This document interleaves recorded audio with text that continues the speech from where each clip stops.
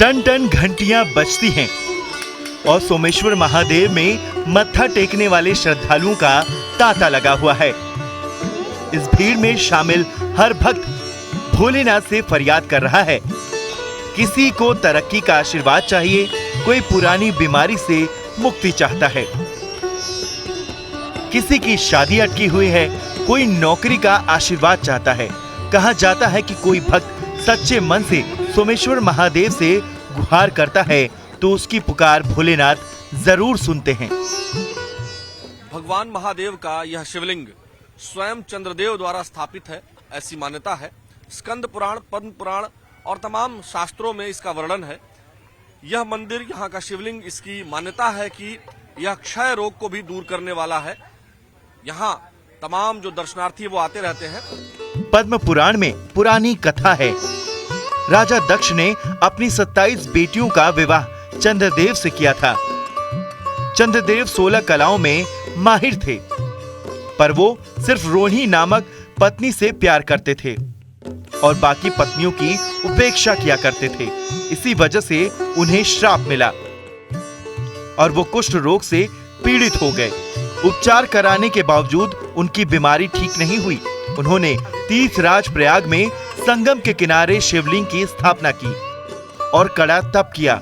चंद्रदेव की तपस्या से भोलेनाथ इतने प्रसन्न हुए कि उन्होंने न सिर्फ साक्षात रूप में दर्शन किए, बल्कि उनका कुष्ठ रोग ठीक होने का आशीर्वाद भी दिया।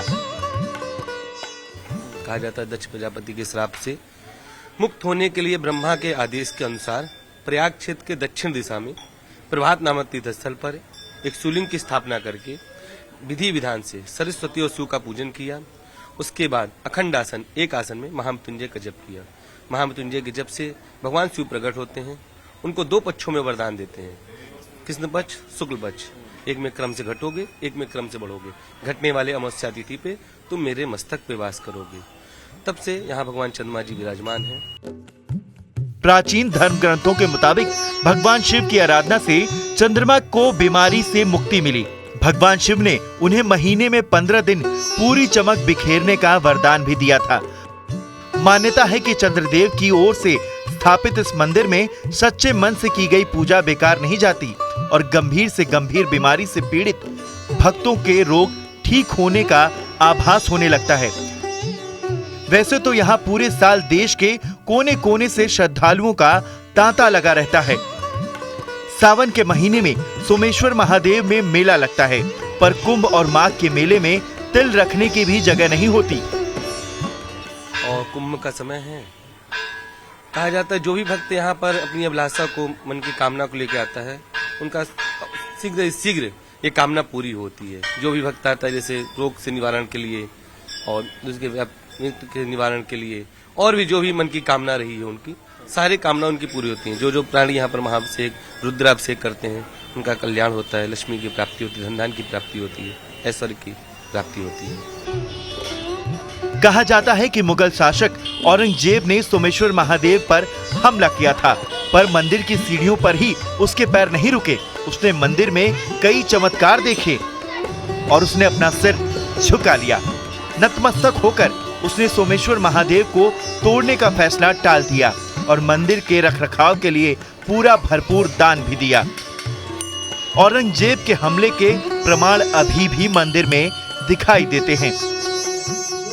देखिए, यह मूर्तियां वह मूर्तियां हैं जिन्हें औरंगजेब ने तोड़ने का प्रयास किया। ये देख सकते हैं आप, खंडित मूर्तियां हैं ये सब। ऐसा कहा जाता है कि 3 बार औरंगजेब ने यहां सेना भेजकर इस मंदिर को तोड़ने का प्रयास किया और उसका पूरा प्रमाण यहां दिखाई देता है। कई अन्य स्थानों पर भी ये मूर्तियां थी, लेकिन इनको एक जगह ही रखा गया है।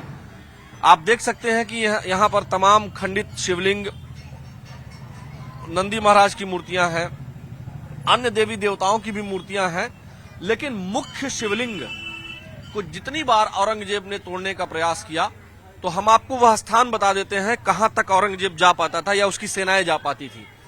यह जो स्थान आप देख रहे हैं, इसके अतिरिक्त, इसके आगे कभी भी, यहां मंदिर इसके बाद है, इसके आगे कभी भी औरंगजेब की सेनाएं नहीं जा पाईं, ऐसा यहाँ के बारे में बताया जाता है। ये जो स्थान है, क्योंकि यहाँ साक्षात हनुमान जी महाराज विराजमान है, ये यहाँ का शिलालेख है, लेकिन इस पर अब कुछ अंकित दिखाई नहीं पड़ता है, क्योंकि इसके ऊपर इतनी बार लेप और पेंटिंग हो चुकी है कि इस पर कुछ स्पष्ट नहीं होता है। लेकिन इसके बाद, इस स्थान के बाद, इसके आगे औरंगजेब कभी बढ़ नहीं पाया, और इसी वजह से ऐसी मान्यता है कि औरंगजेब ने कई बार इस पर तमाम कमेटी भी बैठी है, जिसमें ये पता करने की कोशिश की गई है कि क्या औरंगजेब के द्वारा वास्तव में कभी दान दिया गया था यहाँ।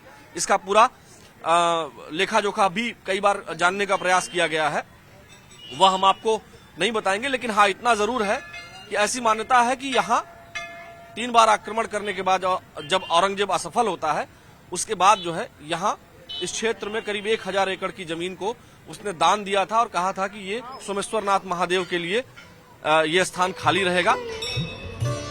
सोमेश्वर महादेव मंदिर से जुड़ी रहस्यमय मान्यता भी है। कहते हैं कि हर माह पूर्णिमा की रात शिव मंदिर के गुंबद पर लगे त्रिशूल की दिशा बदल जाती है।